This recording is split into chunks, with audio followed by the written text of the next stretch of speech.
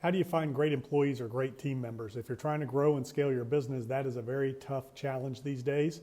So there's a couple ways to do it. One, you can outsource a lot of things to independent contractors. That's a great way to start out and start to grow. If you need full-time help, then there's a lot of ways to do that with Indeed, LinkedIn, Monster. There's a number of job application sites out there. There's also networking on Facebook with friends and things like that to fill those positions. But the key is you want to make sure that you, when you interview that person, when you're recruiting, you want to set a vision for the company. So you want to make sure you're clear on your vision, you're clear on your why. People want to be part of why you're doing what you're doing, not necessarily what you're doing, right? So you want to be passionate. You got to be passionate about what you're doing. You got to have a big why, and it's got to be bigger than all of you so that people will want to join you. It needs to be a movement, right?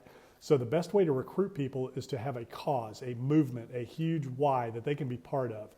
It's not always about the money, it's about the impact, and it's about the ability to take responsibility. People want to contribute, they want to help, they want to make a difference, they want to make an impact. So make sure you're clear on your vision, clear on your why, and clear on how they're going to be able to grow with you as an organization and help you fulfill that vision, make an impact in the community, in the world around you, make an impact to your clients, customers, and vendors, things like that. When you do get people, you want to review their resumes first. If it looks good and you want to give specific instruction and detail in terms of how you want them to submit that resume. If it's a sales job or if it's an outside sales job or something like that, you could even ask them to send a short video so you can kind of get a sense for who they are. You can do that anyways, no matter what the position is. If you want to get to know somebody a little bit first, you can do a video phone call on the first initial, once the resume passes and you want to do your first initial interviews, you can do video calls so you can kind of get to know the person, feel them out, get an idea who you're dealing with. And then it's always a good idea if it's a technical position to put them through a test first before you hire them.